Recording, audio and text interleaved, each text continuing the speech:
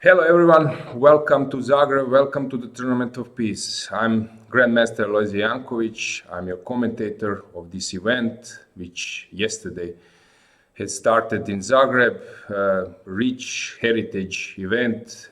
Maybe some of you, or you can Google it, can recall that in the Tournament of Peace, many great names played, like Bobby Fischer in 1970, winning the tournament on his road for the World Championship. Then Vasily Smyslov, Tigran Petrosyan, Viktor Korchnoi, and all other great names from that time. The tournament was first played in 1965, then 1970 with Bobby, 1975, then it was skipped in 1980, probably because of that of Tito, I'm not sure.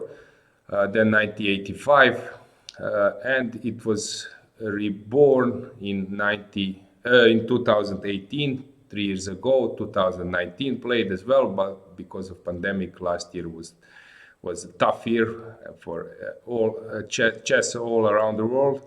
But this year we are back in Zagreb. 10 grandmasters, 6 best Croatian grandmasters, except Ivan Šarić, who couldn't come.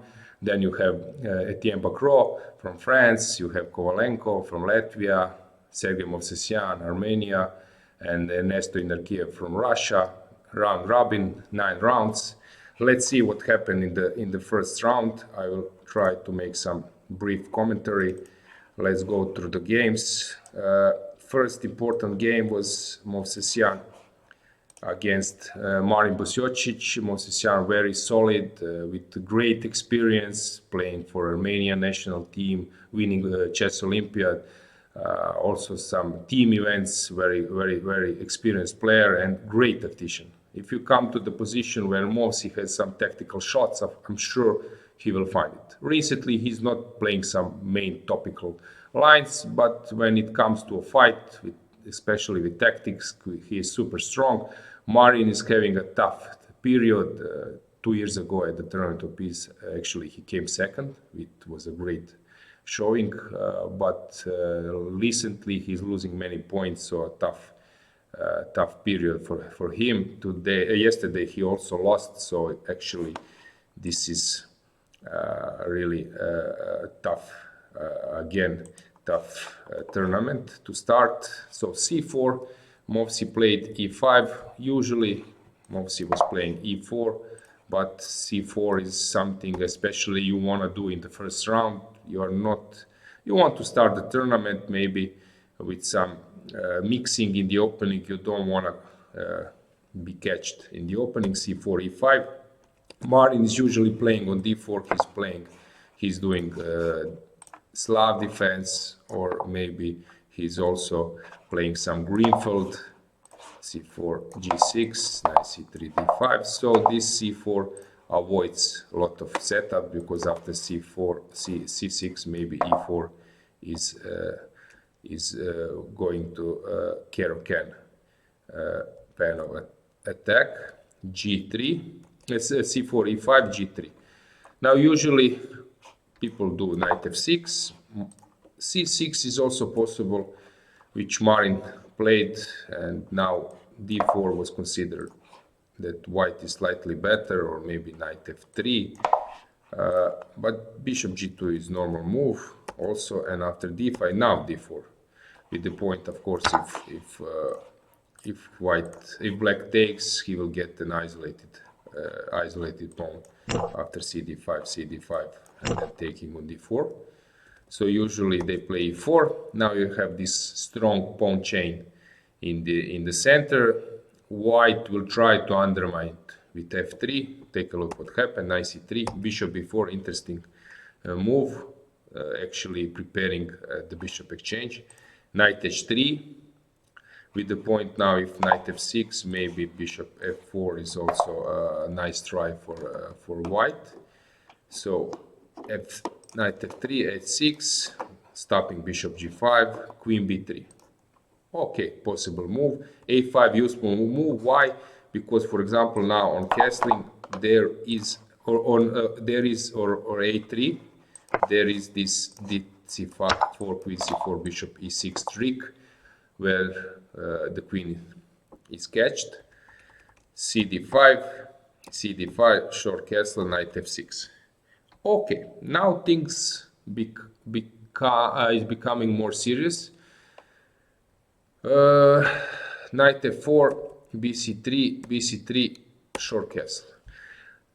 Black did exchange his strong bishop for the knight, not strong bishop, but important bishop for the knight. But at the same time, he's getting some play over light squares and some holes, and actually white is lacking space for his pieces, which Mosi is trying to solve with f3. Now import good move a4, trying to ask white, where will you put your queen. Queen a3 looks logical to put it on dark square, but yet it's another a little bit misplaced piece. Rook e8, putting the rook on e5, rook b1, normal move from both sides, knight c6. Now I know that Movsi knew that this move which he made is not an ideal one, but yet he wanted to give also chances for opponent to get wrong. Remember, he's great in tactics. If things become super sharp, especially with weak king from both sides, then you can understand his idea. He played g4. After g5, he played knight h3. Yes, black is better in this position, much better. But he opened his king, and maybe some sacrifices later will count. e3, good move, stopping the opening of the position. King h1, preparing knight g1 at some stage, if it's necessary, rook g1. Rook a5, interesting move. Probably rook a6 was a little bit more to the point, because later the game will open on the king side, so black should be ready to transfer this rook there. Rook a5, rook d1, h5, exchange, rook g1. Of course, for me it's not easy to understand all those moves, but I can understand that players were trying to get some activity.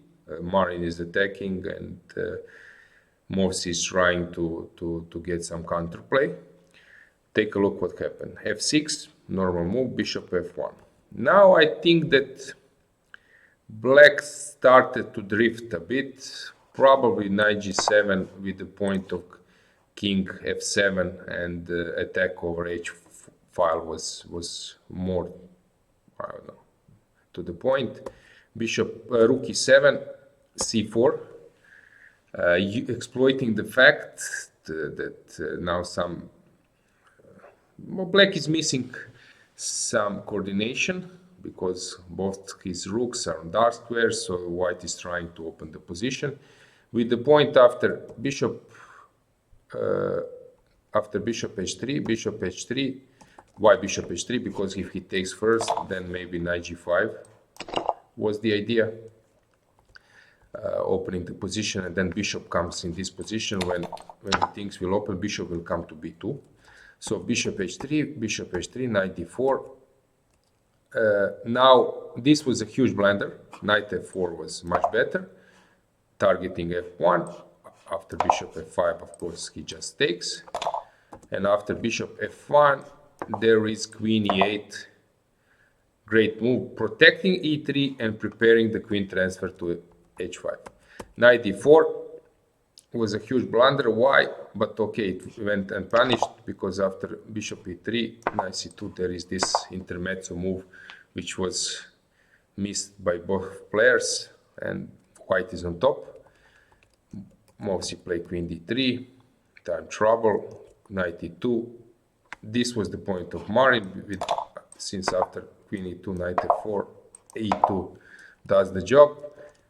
But there is this move which Movsi immediately finds, and actually now it's interesting, and it's getting more tough for black to handle all the threats. Knight g7 with the point of knight f4, but now comes another move, another great idea with the point. If he takes, he just loses because of this is a checkmate.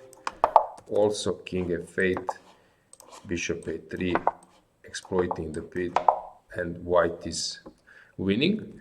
So rook a6 was the move, great defending move. Everything is under control, protecting e6. Now takes, bishop f5, threatening queen h7. And now big mistake from black side, which cost him dearly. After knight f4, queen h7, sorry, cd5, black has nothing to worry about because bishop g6 is not possible. But with knight g1, the knight is not controlling g6, then queen h7, king f7, just after cd5 is making huge problems, because on this move now bishop g6 is possible. Queen c5 was played, but now it's Movsi's position. Of course, he can bring home the bacon in this position. This is just over. Queen d5 was played, but now white finds a mate or just a winning concept. This bishop e3, king b5, and now this black queen is important with controlling c5 and controlling d3. So just Movsi just distracts it and put the bishop on e4. Queen cannot control c5 and c4 any longer. Bishop queen c4 is just typical motif, which is nice to see. Marin resigned after bishop e4. Tough tournament for him. Big start or good start for Movsi. How about other games? Palas Brkic was some kind of not super fast, but okay, some solid draw from both sides. They played open Spanish. It's not easy to prove here a lot. It's actually black is super stable. This was played before by Korchnoi, now in modern days by Mamedyarov and all other players. Actually, after this position, it was very solid. They exchanged some pieces, and actually this was some kind of completely equal position.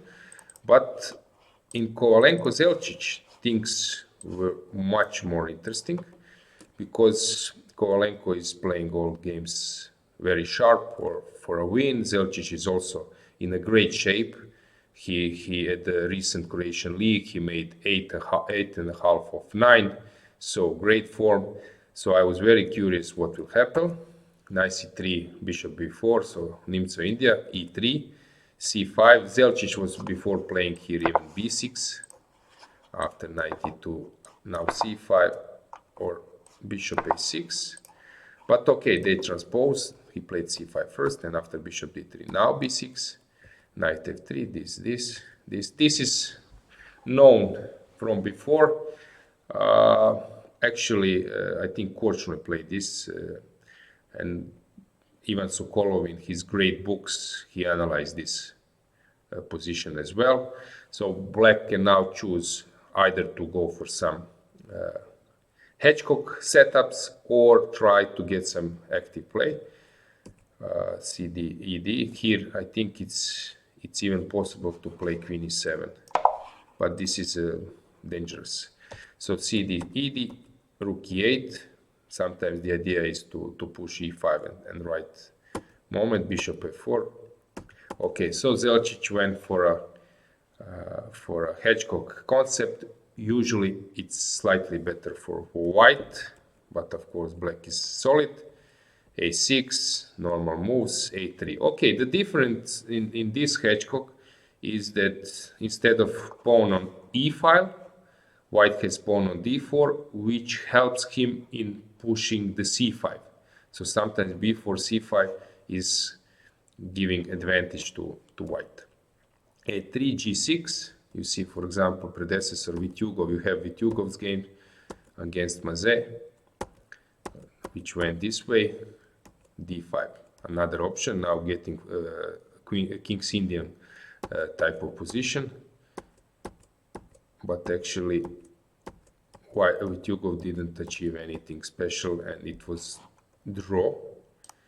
So g6, bishop g5, fianchetting the bishop and right stake. Rook c7, known motive with the idea of queen a8. Bishop f1. All those moves are also known from white side. Bishop g7, bishop e3. Black is having a great position, but probably he needs to wait. Zelčić is not the player who likes to wait. He likes to force the chances. So I'm not surprised that he did something sharp. He played this. Kovalenko as well. He played g4. Probably now dc4 was not the right move. Maybe some knight f6 back or some e5, maybe super sharp tactics. What Zelčić did, he played dc4, counting after knight c4, then now he will push e5. This looks scary, this diagonal. And really, really I admire that Kovalenko was not afraid. So you need to be very confident in your play with this type of diagonal completely open. dc4, knight c4, e5. This was a huge mistake. Why? Because after forcing sequence, which was calculated by Kovalenko, black just lost the material. Knight d6, knight b7, e4. This was Zelčić concept, but now Kovalenko played knight e5, rook b7, and important move bishop g5. And actually now all white pieces are active, while at the same time black is lacking harmony, and after this he just loses the material over the pin. Skewer, queen b8 was played. Now even worse, when it rains it pours. Queen f3, double attack targeting b7 and f6 knight. So basically this is a game over. Pity for Zelčić, but a great start for Kovalenko, winning with white. Zelčić will need to recover in the next games. Let's move on. Another important game was Inner Kiev Bakro. Inner Kiev is a huge fighter. Etienne, as a coach of MVL, now is playing a lot as well. He had a great, or I would say good, maybe great is too strong word, a good showing at the World Cup, where he lost only against Magnus. He's playing in some tournaments, so I'm eager to see him back in 2700, which I think is something he truly deserves. Inner Kiev was playing recently in Croatian League just before this event. Fighter, always playing for a win. So I was eager to see what will happen in this game. G3, actually before people played Catalan opening, trying to avoid the theory and to not be solid, but let's say a little bit solid, more solid than usual. But now Catalan seems like a huge opening. You are avoiding semi-Tarash and all the other drawish tendencies lines. With Catalan you can make some move and then get some fighting game. Bishop e7, close Catalan, c6, b3, b7, b6. Knight d7 is another possibility, but this is all typical. a4, bishop a6, targeting c4, knight c3. Of course, taking on c4 just might be dangerous in several ways, even this. So usually people stay away from this. Knight d2, cd5, cd5. Always a huge question. Is cd5 giving white anything, or is just opening the position for black? Recently, I think black is proving that he's good there. Bishop f4, knight f6, just repeating the moves. This is a typical Catalan, I don't know, bishop transfer to e3, rook c1, bishop e7. So somehow I don't believe in advantage here. White looks good, but long term black is always capable to somehow get a game. Knight e4, queen d3, exchanges, and now important move, queen a3, getting the c file, rook c2, almost forced, queen c7, bishop targeting the knight, bishop d2 forced, takes, bishop a6.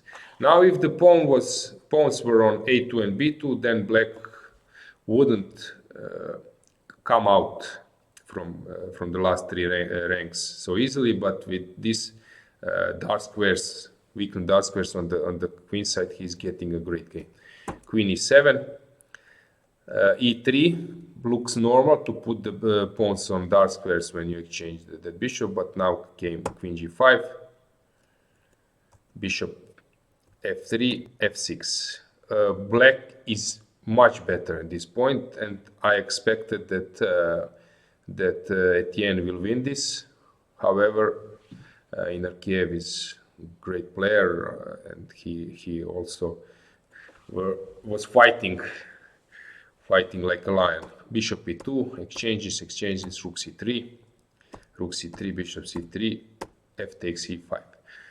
Black is still much better, close to winning, but okay, now the material, there are not so many pieces on the board.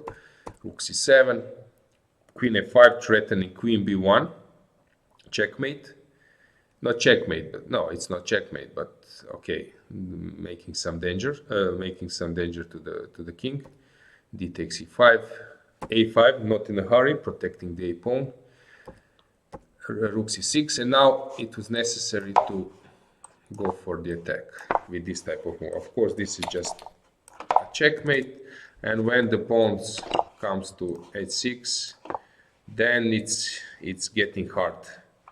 This might lose because of these tricks.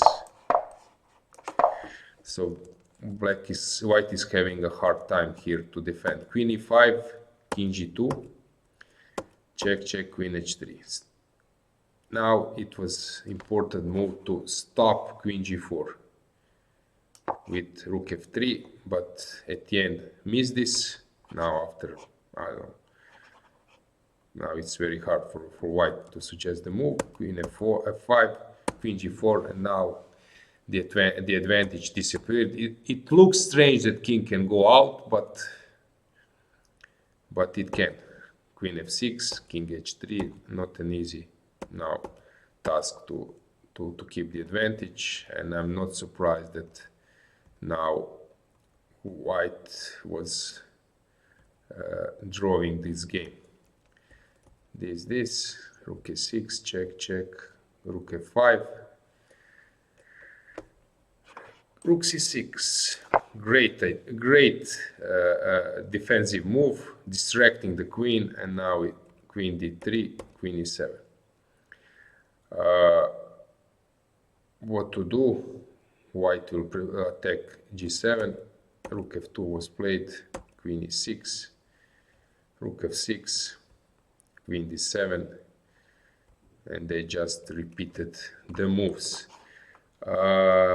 That's basically it. Okay, there was one game, Palace, Stevic Zelčić, just a sec, I will open it, but this game actually was not so interesting. Stevic played solid.